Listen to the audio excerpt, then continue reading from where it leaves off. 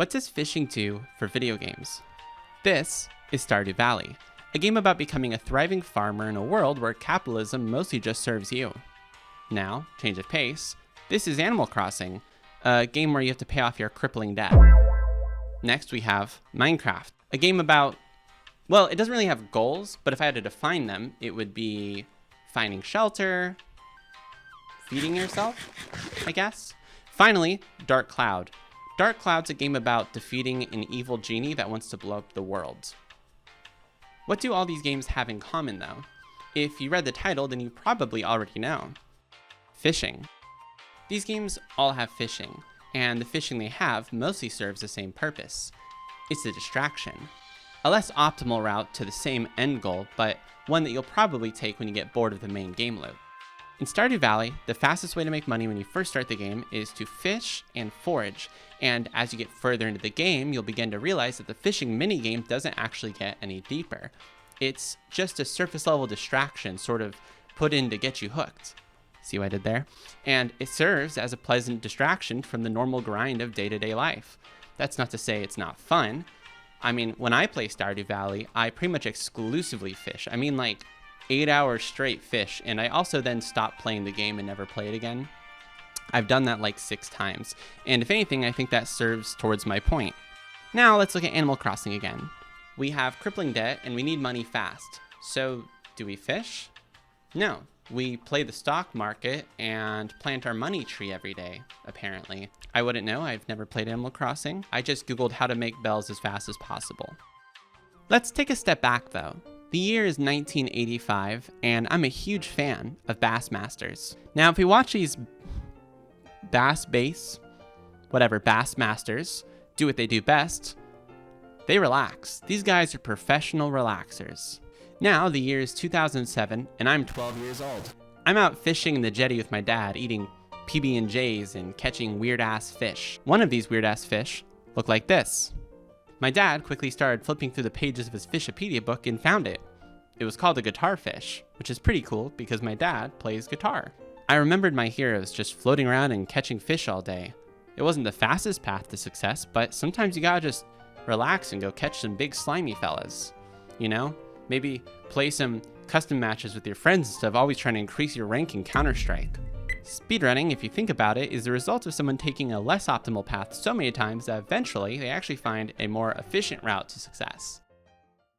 Okay, but Fern, I hear you say, explain to me how fishing is the secondary gameplay in the hit 2021 video game Bassmaster Fishing. Experience the thrill of the fully licensed content. I'm glad you asked, because this is one of the few cases where fishing is the primary gameplay and the leaderboard and career mode are the secondary gameplay.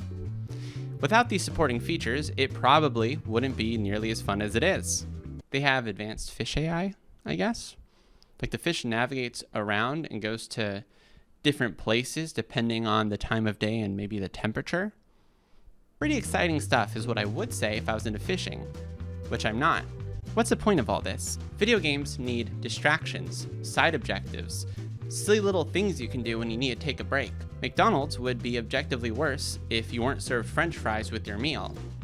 If I'm being really honest with you, I made this video because I added fishing to my video game, so it's sort of just like my special interest right now. Speaking of, you should check out my Twitch, where I work on my video game live, which is pretty cool. Okay, I'm done plugging my content. Now, I'd like to talk about what games do to make fishing more than a side route to success. Many games focus on an entirely secondary set of game features that fishing will eventually feed into. In Animal Crossing, your fish is both valued in bells and as a collectible. And boy, do people like collecting things.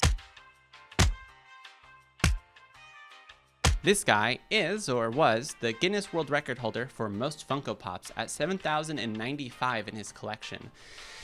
Now, side tangent, but I did the math, and they usually go for between $12 and $15 is the retail price. So assuming that he got each of them at $12, then approximately, and at the lowest number, he spent $85,000 on his collection, which I think, if anything, shows how much people like collecting little useless thingamabobs.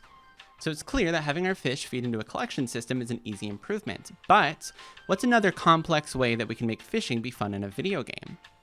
Now, this is an insane example, but I'm going to talk about Cruelty Squad, a game with bizarre and very interesting economy mechanics. In Cruelty Squad, the fishing game is both supported by the main gameplay and feeds back into your main goal.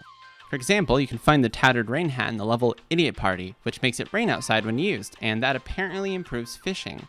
So we're already seeing some interesting crossover from the primary gameplay into the side feature. Now you can actually play the market and wait for the prices of fish to fluctuate in your favor. A price above $35 per fish is considered high, while anything below $15 is low. Now we can take things a step further and use our fish profits to invest into the stock market. Let's take a peek into what that looks like. Hey, what's up, you guys?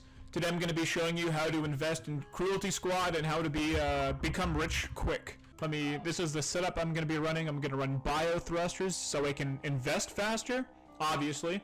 Life sensors so I can become... I'm going to need all the life I can get, pretty much is what I'm trying to say. This also applies to real life, so right here I'm doing some nice investing. Let me win some money. As you can see, I've already invested tons of money into Gorbino's Quest.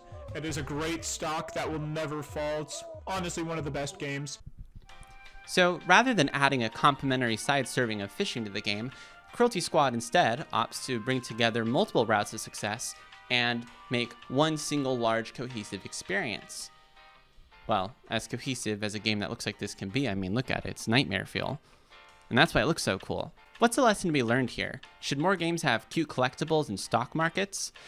The answer is that it's entirely subjective. It's clear that having secondary gameplay benefits games, but it's not all that important what that secondary gameplay consists of. There are tons of games such as Zero Sievert and Into the Radius where a large portion of your playtime is simply prepping yourself for the main event. Does loading up a backpack with particular stuff for a particular job sound fun to you? Well, you should probably play a game where it makes that the secondary gameplay. Anyways, thanks for watching and be sure to invest in Gorbino's Quest.